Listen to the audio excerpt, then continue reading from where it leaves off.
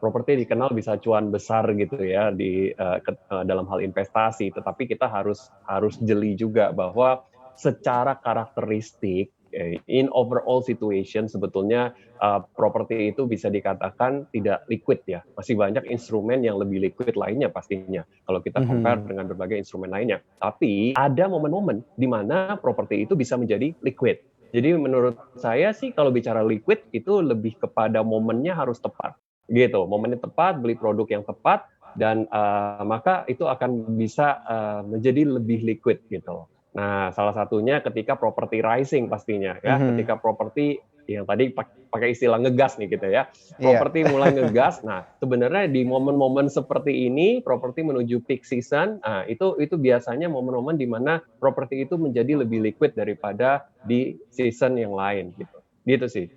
Mhm, baik. Nah, ini pertanyaannya sama, saya mau tanyakan juga nih ke Mbak Shirley nih, gimana nih supaya bisa jadi lebih liquid, strategi untuk membeli dan memilihnya ini sebenarnya seperti apa sih kalau kita lihat secara keseluruhan investasi properti itu? Oke, jadi setuju sama, Mhm. Mas Alvin bahwa memang properti sendiri bukan investasi yang liquid ya. Mhm. Kalau misalnya kita mau berinvestasi properti, sebenarnya ada 2 cara. Apakah kita mau buy and sell, berarti kita membelinya itu untuk Mhm. periode yang jangka pendek, misalnya kurang dari 3 tahun. Mhm. Atau kita mau buy and hold untuk long term, apakah mungkin lebih dari 3 tahun atau mungkin hold forever gitu ya, bisa diwariskan untuk anak cucu kita. Nah, jika kita ingin berinvestasi, tentu kita perlu tahu dulu nih, kita mau cari yang strateginya itu yang buy and hold untuk short term atau buy and hold untuk long term gitu. Nah, Mhm. terus kemudian kita baru menentukan, kita sendiri punya keuangannya segimana sih? Kalau memang sebenarnya kita lihat dari pasar memang pasti peluangnya ada banyak. Yang pertama, kita harus lihat dulu bahwa kalau kita mau cari yang tentu prospeknya untuk kita disewakan, berarti kita harus cari lokasi yang memang strategis, banyak yang penyewanya gitu ya, untuk potensinya juga cuannya juga bisa lebih cepat. Dan juga untuk kita juga bisa dapat pendapatannya secara liquid dari penghasilan sewa.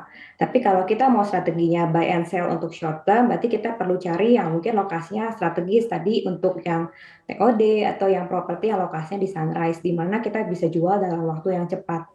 Seperti itu. Mhm, baik. Nah, ini kalau, masih sama Mbak Shirley dulu nih, kalau kita pengen gitu ya, lebih ke beli dan juga langsung jual atau buy and sell yang tadi dijelaskan, itu, momentum waktunya atau jangka waktunya berapa lama? Dan kalau kita bandingkan dengan yang jangka panjang itu sebenarnya berapa lama sih? Soalnya banyak banget nih sobat cuan yang nggak bisa ngebedain gitu ya, kalau jangka pendek berapa lama di properti, jangka panjang berapa lama, dan untuk jangka pendek itu bagusan yang landed atau yang apartemen? Untuk yang jangka, pendek itu dalam arti mungkin kurang dari 3 tahun ya, karena kalau Mhm. pembangunan properti itu kan cukup lama waktunya. Ada yang mungkin butuh waktu cuma beberapa bulan, ada yang mungkin butuh waktunya sampai setahun. Nah, untuk buy and Mhm. sell dalam waktu yang 3 tahun itu kita golongkan sebagai short term. Tapi kalau buy and hold, jadi mungkin jualnya itu dalam waktu yang jangka panjang itu mungkin sekitar 10 tahun atau, diwariskan dulu baru dijual mungkin nanti gitu generasi Mhm. kedua. Nah, ini memang kalau untuk yang strateginya, buy and sell memang kalau lihat dari trennya, setelah pandemi ini lebih banyak yang rumah tapak ya. Rumah Mhm. tapak di mana orang bisa bekerja dari rumah, bisnis dari rumah. Jadi, tidak terlalu lagi terpengaruh mungkin seperti zaman-zaman sebelum pandemi nih, harus lokasinya tuh mungkin yang dekat-dekat dengan pusat kota, tapi ternyata sekarang di luar kota pun sudah bisa bekerja dengan gaji di tengah kota. Mhm. Nah, karena itu sebenarnya kita juga perlu ngelihat kalau misalnya kita mau buy and sell, itu di lokasi kita itu strateginya atau, culture-nya itu seperti apa sih? Mhm. Seperti itu. Baik. Nah, kalau dari Mas Alvin sendiri seperti apa nih yang properti yang bisa raup cuan cepat gitu? Ini lebih ke landed house atau lebih ke apartemen nih? Oke, kalau bicara cuan cepat, ya balik lagi sebenarnya tergantung ya, karena cuannya ada 2 macam ya tadi ya, bicara capital gain maupun bisa juga, dari rental income, gitu Mhm. kan. Nah, kalau bicara memang, cuan cepat dalam artian mau dapat capital gain, of course, sepertinya landed produk yang tepat, gitu Mhm. ya. Rumah tapak produk yang tepat, karena, ya udah, dia buy and juga sell dalam waktu singkat, dan dia bisa dapatkan capital gain. Tetapi kalau bicara cuannya adalah rental, ya rental di produk seperti apartemen biasanya in overall type ya, maksudnya di dalam kondisi yang umum, apartemen biasanya punya return yang lebih baik daripada landed. Kalau kita mau ambil cuan dari rental income. Jadi ya dua-duanya bisa menghasilkan cuan dengan cara yang berbeda. Tapi kalau mau main cepat, short term, buy and sell, landed sih harusnya lebih cocok. Mas Alvin ini untuk menentukan harga rumah nih gimana nih sebenarnya Mas Alvin? Katanya takut kemahalan, takut kemurahan gitu. Ini sebenarnya gimana sih cara nentuinnya? Oke, ya menarik pertanyaannya ya. Mhm. So, menentukan harga. Jadi harga itu ya pasti berbeda-beda di setiap lokasi dan alangkah baiknya kita punya research dulu lah, tanya-tanya tetangga mungkin ya, kita lihat coba yang pasang spanduk di depan rumahnya, kita tanya dia Baik. jual berapa. Nah itu kalau kita mau lakukan research sendiri. Tapi kalau mau yang lebih profesional, Mhm. menurut saya sarankan eh, cari agent properti terdekat di sekitaran rumah kita.